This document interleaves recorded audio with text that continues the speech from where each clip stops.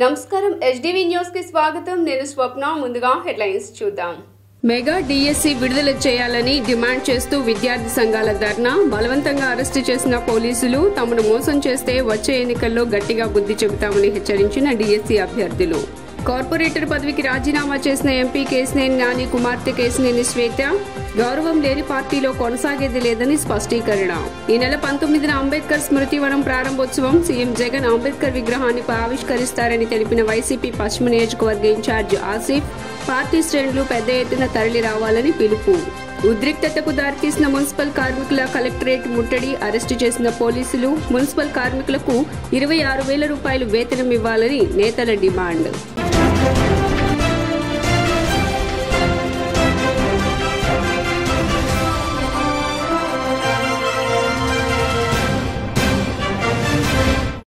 ఇక డీటెయిల్స్ చూస్తే mega DSC తక్షణమే విడుదల చేయాలని కోరుతూ గాంధీనగర్ అలంకార్ సెంటర్ వద్ద విద్యార్థి సంఘాలు ఆందోళనకు దిగాయి ఈ సందర్భంగా పలు విద్యార్థి సంఘాల నాయకులు మాట్లాడుతూ ప్రభుత్వ శాఖల్లో ఖాళీగా ఉన్న పోస్టులను భర్తీ చేయాలని డిమాండ్ చేశారు మెగా డిఎస్సి తక్షణమే విడుదల చేయాలని నినదించారు అధికారంలోకి వచ్చిన వెంటనే డిఎస్సి విడుదల చేస్తామని ప్రభుత్వ శాఖల్లో ఖాళీ భర్తీ చేస్తామని అప్పటి ప్రతిపక్ష నేత జగన్మోహన్ రెడ్డి హామీలు ఇచ్చి మోసం చేశారని విమర్శించారు రాబోయే కాలంలో వైకాపా ప్రభుత్వానికి గట్టిగా బుద్ధి చెబుతామని హెచ్చరించారు జగన్మోహన్ రెడ్డి గారు ప్రతిపక్షంలో ఉన్నప్పుడు ప్రతి ఊరు వాడా వెళ్లి రాష్ట్రంలో 23,000 టీచర్ పోస్టులు ఖాళీలు ఉన్నాయి నేను అధికారంలోకి వచ్చిన తర్వాత వెంటనే మెగా డిఎస్సి ఇస్తానన్నటువంటి ముఖ్యమంత్రి అధికారంలోకి వచ్చిన తర్వాత దాదాపుగా 4 సంవత్సరాల 7 నెలలు కావస్తుంది ఇప్పటికీ పేదలు చదువుకునే ప్రభుత్వ పాఠశాలల్లో ఒక్క టీచర్ పోస్టు కూడా భర్తీ చేయలేదు గతంలో ప్రతి ముఖ్యమంత్రి కూడా కనీసం 1-2 నోటిఫికేషన్లు ఇచ్చేది కానీ ఈ ముఖ్యమంత్రి ఈయన చరిత్రలో నిలిచిపోయేటట్లు ఒక్క పోస్టు కూడా భర్తీ చేయలేదు దాదాపుగా లక్షల మంది 7 లక్షల మంది నిరుద్యోగులు వివిధ కోచింగ్ సెంటర్లో ప్రిపేర్ అవుతుంటే ఈ రేపోకుల టిఎన్ఎస్ఎఫ్ రాష్ట్ర ప్రధాన కార్యదర్శి ఏదైతే జగన్మోహన్ రెడ్డి 5 సంవత్సరాల కాలంలో మాట తెప్పను మడవం తెప్పను అన్నటువంటి ముఖ్యమంత్రి గారు నేను ఉన్నాను నేను విన్నాను అన్నటువంటి ముఖ్యమంత్రి గారు ఈ 5 సంవత్సరాలు ఏమి చేశావా జగన్మోహన్ రెడ్డి అంటే విద్యార్థి యువత నిరుద్యోగులందరూ కూడా కాలగర్భంలో కప్పావు నీ ఎలక్షన్లో గెలవడం కోసం నువ్వు ముఖ్యమంత్రి పదవి కోసం ఈరోజు విద్యార్థి నిరుద్యోగులందరినీ సంకనాగిచ్చి మోచాయి నీళ్ళు తాగిచ్చావు ఈరోజు నిరుద్యోగులను అడిగితే ఈరోజు అక్రమ అరెస్టులో కేసులు పెడతా ఉన్నావు విద్యార్థులు నిరుద్యోగులు చేసినటువంటి తప్పేంటి నువ్వు ఇచ్చిన హామీని అడుగుతా ఉన్నాం నీతి మంచిదనంగా నువ్వు హామీ ఇచ్చినటువంటి హామీ ఏదైతే నూతన సంవత్సరం ప్రతి సంవత్సరం పరుచూరి రాజేంద్ర బాబు ఏఐవైఎఫ్ రాష్ట్ర అధ్యక్షులు నిరుద్యోగ యువతని రాష్ట్ర ముఖ్యమంత్రి జగన్మోహన్ రెడ్డి గారు నమ్మించి గొంతు కోశారు నేను ఉన్నాను నేను విన్నాను మాట తప్పను మడప తిప్పను అని చెప్పేసి నాడు అధికారంలోకి రావడం కోసం నిరుద్యోగుల ఓట్ల కోసం ప్రతి చోట తిరిగి యువవేరీలు నిర్వహించి ప్రతి చోట సదస్సులు నిర్వహించి ఉద్యోగాల భర్తీ కోసం నేను జాబ్ క్యాలెండర్ ప్రకటిస్తానన్నారు 4.5 సంవత్సరాలైనా జాబ్ క్యాలెండర్ కాగితాలకే పరిమితమైనటువంటి పరిస్థితి ఉంది మెగా డిఎస్సి విడుదల చేస్తామని చెప్పేసి నిరుద్యోగ అభ్యర్థుల ద్వారా ఓట్లు వేయించుకొని అధికారంలోకి వచ్చారు ఈ రోజుకి ఒక డిఎస్సి కూడా లేక 7 సంవత్సరాల నుంచి నిరుద్యోగ అభ్యర్థి ఎన్టీఆర్ జిల్లా కలెక్టర్ కార్యాలయం వద్ద ఉద్రిక్త వాతావరణం చోటు చేసుకుంది సిఐటియు ఆధ్వర్యంలో మున్సిపల్ కార్మికులు చేపట్టిన కలెక్టరేట్ ఆందోళన విజయవాడలో ఉద్రిక్తతకు దారితీసింది బందర్ రోడ్లోని మున్సిపల్ కార్మికుల డిమాండ్ల కోసం చేస్తున్న సమ్మెలో భాగంగా నేడు కలెక్టరేట్ ముట్టడికి యత్నించారు ఈ క్రమంలో పోలీసులు వారిని అడ్డుకుని అరెస్టు చేయడంతో ఉద్రిక్త పరిస్థితి నెలకొంది సిపిఎం నేత సిహెచ్ బాబురావుతో పాటు పలువురు కార్మిక నేతలను మహిళలను పోలీసులు దౌర్జన్యంగా అరెస్టు చేశారు అరెస్టు చేసిన వారిని పోలీసులు వివిధ పోలీస్ స్టేషన్లకు తరలించారు మున్సిపల్ యూనియన్ గౌరవ అధ్యక్షుడు కాశీనాథ్ తదితర నాయకులు గవర్నర్పేట పోలీస్ స్టేషన్ కు తరలించగా కొందరిని 1 టౌన్ పోలీస్ స్టేషన్ కు తరలించారు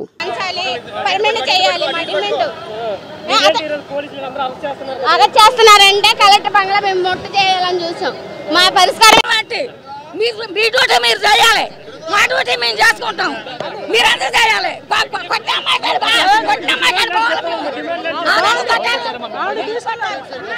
నోటుతో కొరుకుతున్నారు గోడతో గిచ్చుతున్నారు బూటకాలతో కొడుతున్నారు సార్ మమ్మల్ని మేమేం అడుగుతున్నాం సార్ న్యాయమైందే కదా సార్ మేము అడిగేది జగన్మోహన్ రెడ్డి కావాలనే కదా మీకు మా చెల్లెళ్ళు మా అక్కలు అని అన్నారు మా అన్నగా భావించే కదా మాకు చాలట్లేదనేగా మేము అడిగేది జీతం సమ్మె చేస్తున్నాము మా బాధ ఎవరికి చెప్పుకోవాలని మేము ఇవాళ కలెక్టర్ ఆఫీస్ దగ్గర ధర్నా చేయడానికి వస్తే పోలీసు వాళ్ళు అరెస్టులు చేశారు ఈ రకంగా చచ్చిపోయేటట్టు కొట్టడం లాఠీలతోటి, ఇలాగ మగవాళ్ళని ఎలా పడితే అలాగ ఎక్కించడం, వ్యాన్లు ఎక్కించడం, పాలాభిషేకాలు చేశారు ఒకప్పుడు మాకు. ఇప్పుడు కరోనాలో పనిచేస్తే మీరే దేవతలు, మీరే దేవుళ్ళు అని మాకు పాలాభిషేకం చేశారు. ఇప్పుడు మేము న్యాయమైన డిమాండ్లే అడుగుతున్నాం.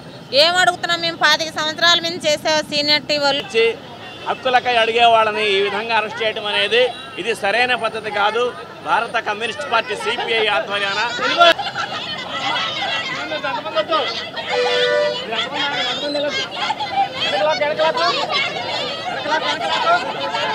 రాష్ట్ర రాజధానిగా అమరావతిని ప్రకటించాలని సిపిఐ నాయకులు డిమాండ్ చేశారు.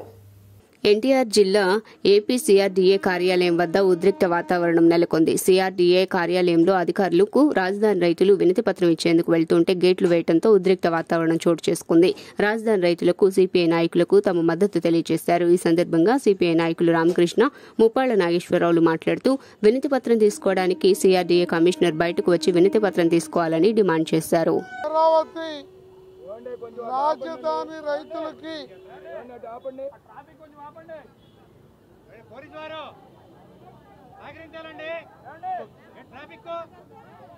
అమరావతి రాజధాని రైతులకు ఇవ్వాల్సిన కౌలును తక్షణమే జనవరి 15 సంక్రాంతి పండుగలోగా రైతులకు కౌలు మొత్తాలని జమ చేయాలని చెప్పి ఈరోజు భారత కమ్యూనిస్ట్ పార్టీ రైతు జేఏసీ ఆధ్వర్యాన కమిషనర్ ద్వారా మిత్రులందరికీ నమస్కారాలు. ఇవాళ అమరావతి రైతు జేఏసీ అదేవిధంగా భారత కమ్యూనిస్ట్ పార్టీ ఆధ్వర్యంలో సిఆర్డీఏ కమిషనర్ గారికి మెమోరాండం ఇవ్వడానికి వస్తే మరి కమిషనర్ గారికి ఏదో పాపమో పంటి నొప్పో కాలి నొప్పో జలుబో ఏదో వచ్చిందని చెప్పి ఆయనే ఆబ్సెంట్ అవుతూ ఉన్నాడంటే ఈ ప్రభుత్వం తప్పించుకొని తిరుగుతూ ఉంది, దొంగ మాదిరి పారిపోతూ ఉందని చెప్పడం తప్ప మరొకటి కానే కాదు. ఎందుకంటే మే నెలలో 2023 మే నెలలో మే 1వ తేదీ నాడు వాళ్ళ కౌలు చెల్లించాలి. ప్రతి ఏటా కూడా గతంలో చెల్లించారు. కానీ జగన్మోహన్ రెడ్డి ప్రభుత్వం ఆ రకంగా ఇవ్వకుండా ఇవాళ రైతులందరినీ ఇబ్బందులు పెట్టడమే. కౌలు ఎందుకు నిర్ణయించారు?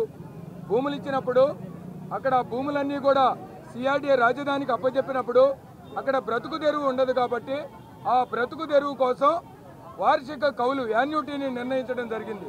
మరి ఈ ప్రభుత్వం చేస్తున్నటువంటి దుర్మార్గమైనటువంటి వైఖరి ఏమిటి? వార్షిక కౌలును చెల్లించకపోతే భూములు ఇచ్చినటువంటి రైతులు, రైతు కూలీలు ఏ విధంగా బ్రతకాలి? అమరావతిలో పిల్లలు ఏ విధంగా చదువుకోవాలి? లేకపోతే నిత్యావసర వస్తువులు ఏ విధంగా కొనుక్కోవాలి? మేము ఏ విధంగా మా జీవనాన్ని కొనసాగించాలి? అంటే జగన్మోహన్ రెడ్డి గారు కుట్ర. విజయవాడలో అంబేద్కర్ విగ్రహ ఆవిష్కరణ ఈ నెల 19వ తేదీన జరగనున్నట్లు పశ్చిమ నూతన వైసీపీ ఇన్ఛార్జ్ షేక్ ఆసిఫ్ తెలిపారు. పశ్చిమ నియోజకవర్గ వైసీపీ నూతన కార్యాలయం పంజా సెంటర్ నందు ఏర్పాటు చేశామని పశ్చిమ నియోజకవర్గ నూతన వైసీపీ ఇన్ఛార్జ్ షేక్ ఆసిఫ్ అన్నారు. పశ్చిమ నియోజకవర్గంలో మైనార్టీ కార్పొరేషన్ చైర్మన్ కార్యాలయం నందు నిర్వహించిన మీడియా సమావేశంలో ఆయన మాట్లాడారు. విజయవాడలో అంబేద్కర్ విగ్రహ ఆవిష్కరణ ఈ నెల 19న జరుగుతుందన్నారు. సీఎం జగన్ ఈ కార్యక్రమంలో పాల్గొని విగ్రహ ఆవిష్కరణ చేస్తారని తెలిపారు. 404 కోట్లతో ఈ నిర్మాణం జరిగిందని, అణగారిన వర్గాలను గత టీడీపీ ప్రభుత్వం ముఖ్యమంత్రి చంద్రబాబు మోసం చేశారని విమర్శించారు.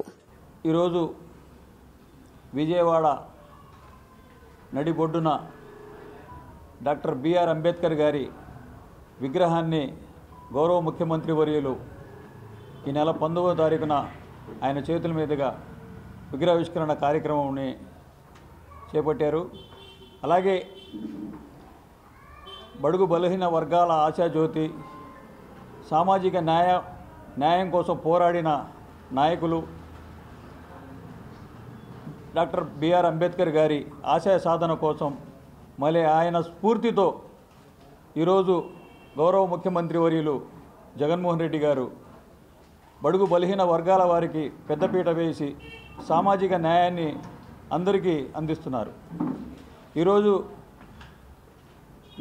4 నా పేరు బోదాల శ్రీనివాసరావు, వైఎస్ఆర్ కాంగ్రెస్ పార్టీ విజయవాడ నగరాధ్యక్షుడిని. ఈ రోజున వైఎస్ఆర్ కాంగ్రెస్ పార్టీ మన పశ్చిమ నియోజకవర్గ ఇన్ఛార్జ్ అయినటువంటి పెద్దలు గౌరవనీయులు షేక్ ఆసిఫ్ గారి యొక్క నాయకత్వంలో ఈ భారతదేశానికి దిశ దశ చూపినటువంటి గొప్ప మహోన్నతమైన వ్యక్తి భారత రాజ్యాంగ నిర్మాత బాబాసాహెబ్ అంబేద్కర్ యొక్క ఈ నెల 19వ తారీఖున మరి అంబేద్కర్ గారి యొక్క శృతిమానం అనేది మరి ఏదైతే అంబేద్కర్ గారి యొక్క భావజాలంతో మరి బాబు జగజీవన్ గారి యొక్క ఆలోచనలతో మరి ముందుకు వెళ్తున్నటువంటి ఈ రాష్ట్ర గౌరవ ముఖ్యమంత్రి అయినటువంటి జగన్మోహన్ తూర్పు ఎమ్మెల్యే గద్దె రామ్మోహన్తో టీడీపీ కార్పొరేటర్ కేశినేని శ్వేత భేటీ అయ్యారు. సార్వత్రిక ఎన్నికలు సమీపించిన ప్రస్తుత పరిస్థితుల్లో ప్రతిపక్ష తెలుగుదేశం పార్టీలో చోటు చేసుకుంటున్న పరిణామాలు ఆ పార్టీకి మింగుడు పడటం లేదు. విజయవాడ టీడీపీ యువ నాయకురాలు కేశినేని శ్వేత పార్టీకి రాజీనామా చేయడానికి బయలుదేరి వెళ్లడానికి ముందు కేశినేని శ్వేత టీడీపీ ఎమ్మెల్యే గద్దె రామ్మోహన్ నివాసానికి వెళ్లారు. ఆయనతో సమావేశమయ్యారు. సుమారు 40 నిమిషాల పాటు ఈ భేటీ కొనసాగింది. తాను రాజీనామా చేయబోతున్నాననే విషయాన్ని, అందుకు గల కారణాలను వివరించారు. అనంతరం ఆమె గద్దె రామ్మోహన్ ఇంటి వద్దకు తనను కలిసిన విలేకరులతో మాట్లాడారు. రాజీనామా చేయడానికి ముందు గద్దె రామ్మోహన్ ఆశీర్వాదాన్ని తీసుకున్నానని తెలిపారు. మేయర్కు రాజీనామా పత్రాన్ని అందించిన వెంటనే టీడీపీ ప్రాథమిక ప్రభుత్వానికి సభ్యత్వానికి గుడ్ బై చెబుతానని తేల్చి చెప్పారు. రాజీనామాల విషయంలో మీతో ఏం చెప్పారు? ఎందుకంటే రాజీనామాలు కారణాలు ఏమైనా చెప్పారు? నేను ఇక్కడే చెప్పారండి, కర్టసీగా మిమ్మల్ని ఒకసారి కలిసి వెళ్దాం, మీరు నాకు ఎఫెక్షన్ గా సీట్ ఇచ్చారు, నాకు కోఆపరేట్ చేశారు, ఇవాళ కొన్ని పరిస్థితులు రాజీనామా చేద్దాం అనుకుంటున్నాను, ఒకసారి చెప్పి వెళ్దాం ఇచ్చారు. అంతే, ఆల్ ది బెస్ట్, జాగ్రత్తగా ఉన్నాం. పార్టీకి కూడా రాజీనామా చేస్తున్నారు, పార్టీకి రాజీనామా చేస్తున్నారు, ఎంపీ గారు కూడా పార్టీ నుంచి వెళ్ళిపోతా ఉంటున్నారు. ఎంపీ గారు అయితే నాకు చెప్పలేదు, ఆవిడ మాత్రం కార్పొరేటర్ గా రాజీనామా చేసి తర్వాత పార్టీ రాజీనామా చేస్తా ఉన్నారు. రాజీనామా చేసేటట్టు చేస్తారు. మీరు ఏమన్నా వెనక్కి తీసుకోమని ఏమన్నా చెప్పి జాగ్రత్తగా చూసుకుంటుంది, మీరు జాగ్రత్తగా స్టెప్ లేని చెప్పి. సార్, ఈ విషయాన్ని ఏమన్నా అధిష్టానం దృష్టికి తీసుకెళ్లారు? ఎందుకంటే విజయవాడ సిటీలో ఉన్న ఏకైక ఎమ్మెల్యే మీరు, పార్టీ అధిష్టానం దృష్టికి విజయవాడ పరిణామాలు తీసుకెళ్లారా? ఇప్పుడే కదా ఆవిడ వచ్చింది. అని ప్రస్తుతం ఏంటంటే గద్దె రామ్మోహన్ గారు మా ఎమ్మెల్యేగా, నేను ఇక్కడ 11 డివిజన్ కార్పొరేటర్గా నుంచున్నాను. ఆయన నాకు ఎంతో సపోర్ట్ చేశారు, మోటివేట్ చేశారు. అందుకని మర్యాదపూర్వకంగా ముందు వచ్చి మా ఎమ్మెల్యే గారికి చెప్పుకోవడం అనేది కరెక్ట్ అనిపించింది. అందుకని ఈరోజు వచ్చి ఆయన బ్లెస్సింగ్స్ తీసుకున్నాను. అలాగే ఇప్పుడు వెళ్ళి మన కార్పొరేషన్లో మేయర్ గారిని కలిసి రాజీనామా సబ్మిట్ చేస్తున్నాను. తర్వాత వెంటనే టీడీపీకి రాజీనామా చేయడం జరుగుతుంది. ఆ తర్వాత నేను మాట్లాడదామని అనుకుంటున్నాను. ఎందుకు మేడం మీరు ఎందుకు రాజీనామా చేయాలని అనుకుంటున్నారు? నేను అన్ని కూడా మీకు అన్ని స్పష్టం చేస్తాను, కానీ కౌన్సిల్లో ఫస్ట్ అంటే కార్పొరేషన్లో ఫస్ట్ రాజీనామా చేసిన తర్వాత నేను మాట్లాడతానండి. అన్నీ కూడా స్పష్టం చేస్తాను, జస్ట్ కొంతసేపు ఆగండి.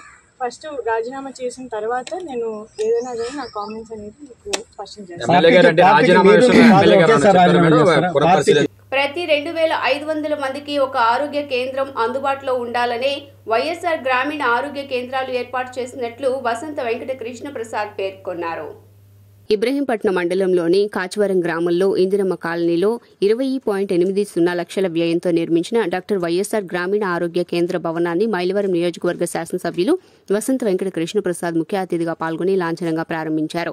ఈ సందర్భంగా ఎమ్మెల్యే కృష్ణప్రసాద్ మాట్లాడుతూ గ్రామీణ ఆరోగ్య కేంద్రాలను ఏర్పాటు చేయడం ద్వారా పేదలకు పైసా ఖర్చు లేకుండా ఉచిత వైద్యం మరింత అందుబాటులోకి వస్తుందన్నారు. చిన్న చిన్న ఆరోగ్య సమస్యలకు దూరంగా ఉండి పీహెచ్సీకి వెళ్లవలసిన అవసరం ఉందన్నారు. ప్రతి క్లినిక్లోనూ బీఎస్సీ నర్సింగ్ అర్హత కలిగిన మిడ్ లెవెల్ హెల్త్ ప్రొవైడర్ను నియమించి మెరుగైన వైద్య సేవలు అందిస్తున్నట్లు పేర్కొన్నారు. ఈ క్లినిక్లలో 12 రకాల వైద్య సేవలు అందించడంతో పాటు 14 రకాల వైద్య పరీక్షలు నిర్వహిస్తారన్నారు.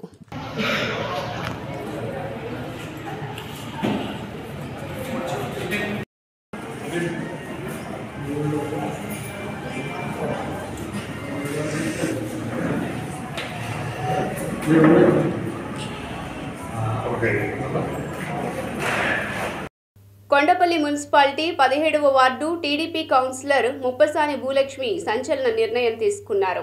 బీసీలకు పెద్దపీట వేస్తామన్న చంద్రబాబు మైలవరం ఎమ్మెల్యే సీటు బీసీలకు కేటాయించాలన్నారు. టీడీపీ సీటు ఇస్తే పోటీకి నేను సిద్దమన్నారు. బలమున్న బీసీ నాయకురాలను స్థానికురాలని స్థానిక నినాదం బలంగా ఉన్న దృష్ట్యా సీటు కేటాయించాలని చంద్రబాబుకు విజ్ఞప్తి చేశామన్నారు. లోకేష్ కు ఆ దిశగా లేఖ సమర్పించామన్నారు. నేను ఈరోజు ప్రెస్ మీట్ పెట్టడానికి గల కారణం, తెలుగుదేశం పార్టీ నుంచి ఒక ఎమ్మెల్యేగా పోటీ చేయడానికి మైలవరం నియోజకవర్గంకి ఈరోజు పోటీ చేయడానికి సిద్ధంగా ఉన్నాను. అంటే సీటు ఇస్తే చేయడానికి సిద్ధంగా ఉన్నాను అంటే స్థానిక ఎమ్మెల్యేగా ప్రజలు కోరుకుంటున్నారు. అలాగే గతంలో కూడా తెలుగుదేశం పార్టీగానే నేను కౌన్సిలర్గా పోటీ చేశాను, 17వ వార్డు కౌన్సిలర్గాను. నా పేరు ముప్పసాని భూలక్ష్మి. చేసి ఉన్నాను. అందుమూలన బీసీకి సీటు ఇస్తాము, పెద్దపీట వేస్తాను బీసీకి అన్నారు కాబట్టి ఈరోజు నేను పోటీ చేయడానికి సిద్ధంగా ఉన్నాను. ఎందుకంటే బీసీలు 150 మంది పైగా ఉన్నారు. అందుకు స్థానిక ఎమ్మెల్యే కావాలని ప్రజలు కూడా ఎదురు చూస్తున్నారు. నేను బీసీల పట్ల న్యాయం చేయటం కోసం నేను సీటు అడుగుతున్నాను. ఈరోజు సీటు ఇస్తే గెలిచి నారా చంద్రబాబు నాయుడు గారికి కానుకగా ఇవ్వాలని అడుగుతున్నాను. స్థానికంగా పోటీ చేయాలన్నారు. సిపిఎం ఆధ్వర్యాన రౌండ్ టేబుల్ సమావేశాన్ని బాలోత్సవ్ భవన్ నందు నిర్వహించారు. రాష్ట్రంలో జరుగుతున్న సమ్మెలు, ప్రభుత్వ వైఖరిని చర్చించేందుకు సిపిఎం ఆధ్వర్యాన రౌండ్ టేబుల్ సమావేశాన్ని విజయవాడ బాలోత్సవ్ భవన్ నందు ఏర్పాటు చేయడం జరిగింది. ఈ సందర్భంగా పలువురు వక్తలు మాట్లాడుతూ రాష్ట్రంలో తమ సమస్యల పరిష్కారానికి సమ్మె చేస్తున్న వారిపై ప్రభుత్వ వైఖరిని ఖండించారు. రాష్ట్రం మొత్తం సమ్మెలతో అట్టుడికిపోతూ ఉంటే వైకాపా ప్రభుత్వం ఏమీ పట్టనట్లు వ్యవహరించడాన్ని తప్పుపట్టారు. రాష్ట్రంలో అసమర్థ పాలన సాగుతోందని దుయ్యబట్టారు. ఎస్మా వద్దు, జీతాలు పెంచాలని, వెంటనే వారి సమస్యలు పరిష్కరించాలని డిమాండ్ చేశారు. తోలు ఒలుస్తానంటే మీ తాట ఒలుస్తారు జనం. రేపు వస్తారు, కాళ్ళు మొక్కడానికి వస్తారు కదా, జనం కాళ్ళు మొక్కుతారు. అప్పుడు కాళ్ళు పట్టే పీగుతారు మిమ్మల్ని. అది మర్చిపోవద్దు. అందుకని జనం కూడా నీకన్నా తెలియగలవాళ్ళు జనం. ఇప్పుడు పోరాడుతున్న వాళ్ళ చూస్తే, ఆలోచనలు అన్నీ చూస్తే మన అందరికన్నా వాళ్ళు తెలియగలవాళ్ళు అనిపిస్తుంటుంది. అంత బాగా వాళ్ళు చైతన్యవంతంగా ఉన్నారు. ఈ పోరాడుతున్నటువంటి అంగన్వాడీలు కానీ, మున్సిపాలిటీ వాళ్ళు కానీ అంత చైతన్యవంతంగా ఉన్నారు. అందుకని దీనికి ఈరోజు ప్రభుత్వం మేము చెబుతుందంటే, ఈ ప్రభుత్వం క్రిస్మస్ వెళ్ళిపోయింది, ఎదురు చూశారు క్రిస్మస్ కన్నా చేస్తాడేమని. యాక్చువల్గా వాళ్ళు చాలా పట్టువిడుపులతో ఉన్నారు. 8వ తేదీ సమ్మె ప్రకటించి మాకు సమయం ఇవ్వండి, మేము ఆలోచించి చెబుతామని అంటే 4 రోజుల ముందు ఇచ్చారు నోటీసు. 8ని 12కు వాయిదా వేసుకున్నారు. ఒకసారి ఆల్రెడీ వాయిదా వేసుకున్న సమ్మె ఇది. 12 నుంచి నిరవధికంగా జరుపుతున్నారు. చాలా ప్రాధాన్యత కలిగిన సమావేశం ఇది. రాష్ట్రంలో ఈ రోజున ప్రజా వ్యతిరేక పరిపాలన జరుగుతూ ఉన్నది. వారి హక్కుల కోసం, న్యాయపరంగా వారికి రావాల్సిన రాయితీల కోసం ఈ రోజున రాష్ట్ర వ్యాప్తంగా అంగన్వాడీ సోదరీమణులందరూ కూడా ఆందోళన చేస్తూ ఉంటే, ఈ ప్రభుత్వం సమస్య పరిష్కారం గురించి ఆలోచించకుండా, వాళ్ళ ఇబ్బందులు ఏమిటి తెలుసుకోకుండా, వాళ్ళకు కావాల్సిందేమిటి, ప్రభుత్వం ఇవ్వవలసిందేమిటి దాని గురించి ఆలోచన చేయకుండా బలప్రయోగం చేసి, ఎస్మా ప్రయోగించి, వాళ్ళను భయభ్రాంతులు చేసి, మిగతా వాళ్ళకు కూడా ఇదొక లేదు. ఆయనకి ఎలాగో అర్థమైపోయినట్టుంది. మరొక అవకాశం ఇచ్చే పరిస్థితి లేదు. ఆంధ్ర రాష్ట్ర ప్రజలు ఒక్క అవకాశం అడిగాము, ఇచ్చారు, ఇంకా చాలయ్యా బాబు, ఎవరు చెప్పుతో వాళ్ళు కొట్టుకుంటా ఉన్నారు, ఇంకా అవకాశం లేదు కాబట్టి ఏది కూడా ఇచ్చిన హామీని నిలబెట్టుకునే పరిస్థితి అయితే మనకు కనిపించట్లేదు. కన్న చెల్లినే వదిలేశాడు కదా వాడుకుని. మరి ఈ రోజున ఇంతమంది మహిళలకి అన్యాయం చేయటంలో ఏమీ పెద్ద వింతేం అనిపించట్లేదు. అయినా కానీ అతని జేబులో డబ్బులేమో మనకి ఇవ్వట్లా. న్యాయంగా ప్రభుత్వం. ఇబ్రహీంపట్నం, గుంటూరు ఆక్స్ఫర్డ్ స్కూల్లో సంక్రాంతి సంబరాలు నిర్వహించారు. సంక్రాంతి సిరుల లక్ష్మి, హరిదాసుల వేషధారణ, సంప్రదాయ నృత్యాలు, కోలాటాలు, భోగిమంటలు, కోడి పందాలు, విద్యార్థులు, చిన్నారులు సాంప్రదాయ వస్త్రాలు, బాలికలు పట్టు పరికిణీలతో, బాలురు సాంప్రదాయ పట్టు పంచకట్టుతో సంక్రాంతి సంబరాలను ఘనంగా నిర్వహించారు. Ibrahimpatnam branch Guntur Oxford school principal Yalamandularao. అత్యంత ముఖ్యమైనటువంటి తెలుగు వాళ్ళకు అత్యంత ముఖ్యమైనటువంటి ఈ 3 రోజుల పండుగ సంక్రాంతి శుభాకాంక్షలు తెలియజేస్తున్నాం. ఈరోజు మా చైర్మన్ గారు అయినటువంటి డాక్టర్ ఫ్రాన్సిస్ రెడ్డి గారు ఆయన కల్పించినటువంటి గొప్ప ప్లాట్ఫామ్లో, అంటే పండుగల యొక్క ప్రాశస్త్యం కానివ్వండి, అన్ని పిల్లలకు కూడా తెలియాలి, ఈ తరం పిల్లలకు అవన్నీ తెలియాలి అనే సదుద్దేశంతో ఆయన మాకు ఇచ్చినటువంటి ఈ సదవకాశాన్ని ఇక్కడ మేము ఉపయోగించుకుంటూ సంక్రాంతి సంబరాలను నిర్వహించుకుంటూ ఉన్నాం. గవర్నమెంట్ వారి ఉత్తర్వుల ప్రకారం రేపటి నుంచి సెలవులు కాబట్టి ముందుగానే సెలవుల్లో పిల్లలు ఎలాగో ఎవరి ఇళ్ల దగ్గర వాళ్ళు సంక్రాంతి సంబరాలు జరుపుకుంటారు కాబట్టి ఈరోజు ఆఖరి పని దినం మాకు. అందుకని ఇక్కడ పాఠశాలలో సంక్రాంతి సంబరాలు ఘనంగా జరుపుకుంటున్నాం. దీనికి మా డైరెక్టర్లు విజయభాస్కర్ రెడ్డి గారు, జోసఫ్ రెడ్డి గారి ప్రోత్సాహం, మా వైస్ చైర్మన్ అరుణ్ రెడ్డి గారి ప్రోత్సాహం, వేరే బ్రాంచ్ల్లో కూడా ఇలానే సంబరాలు జరగడం వల్ల ఈరోజు ఇక్కడికి మా ఆర్ఐ మేడం రాలేకపోయారు, అమీనా మేడం. ఇంత సెలబ్రేషన్స్ లో నన్ను భాగం చేసిన మా గురువు గారైన నిర్మల్ గారికి మరియు టీచింగ్ మరియు నాన్ టీచింగ్ సిబ్బందికి అందరికీ నా ధన్యవాదములు. ఇంత పెద్ద సెలబ్రేషన్స్ అసలు ఇక్కడ చూడడం అనేది స్కూల్ పిల్లలకి అందరికీ నేర్పించుకుంది. వీళ్ళందరూ అసలు ఫ్యూచర్లో 10 మందికి చెప్పే విధంగా అంటే ఈ మధ్యలో ఎలా ఉందో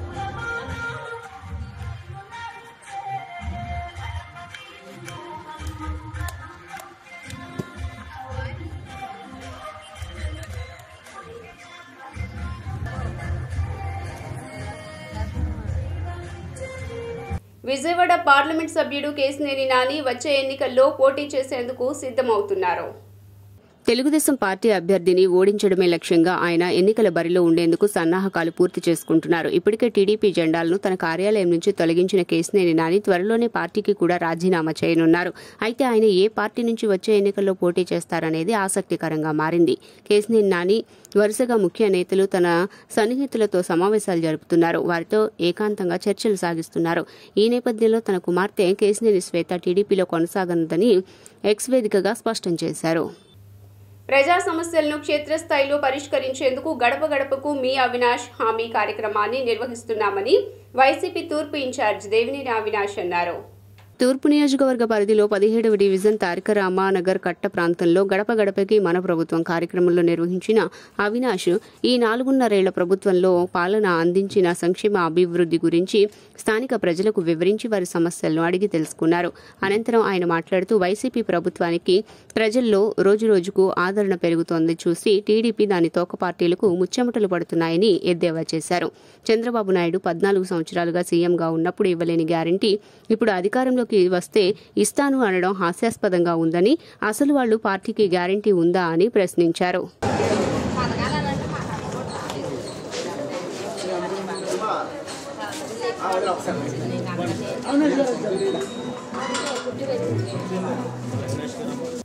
వార్తలు ముగించే ముందు హెడ్లైన్స్ మరోసారి. మెగా డిఎస్సి విడుదల చేయాలని డిమాండ్ చేస్తూ విద్యార్థి సంఘాల ధర్నా, బలవంతంగా అరెస్టు చేసిన పోలీసులు, తమను మోసం చేస్తే వచ్చే ఎన్నికల్లో గట్టిగా బుద్ధి చెబుతామని హెచ్చరించిన డిఎస్సి అభ్యర్థులు. కార్పొరేటర్ పదవికి రాజీనామా చేసిన ఎంపీ కేశినేని నాని కుమార్తె కేశినేని శ్వేత, గౌరవం లేని పార్టీలో కొనసాగేది లేదని స్పష్టీకరణ. ఈ నెల 19న అంబేద్కర్ స్మృతివనం ప్రారంభోత్సవం, సీఎం జగన్ అంబేద్కర్ విగ్రహాన్ని ఆవిష్కరిస్తారని తెలిపిన వైసీపీ పశ్చిమ నియోజకవర్గ ఇన్ఛార్జ్ ఆసిఫ్, పార్టీ శ్రేణులు పెద్ద ఎత్తున తరలి రావాలని పిలుపు. ఉద్రిక్తతకు దారితీసిన మున్సిపల్ కార్మికుల కలెక్టరేట్ ముట్టడి, అరెస్టు చేసిన పోలీసులు, మున్సిపల్ కార్మికులకు 26,000 రూపాయలు వేతనం ఇవ్వాలని నేతల డిమాండ్. ఎస్డీవీ న్యూస్ ఇంతటితో సమాప్తం. తిరిగి వార్తల్లో మళ్ళీ కలుద్దాం. అంతవరకు సెలవు. నమస్కారం.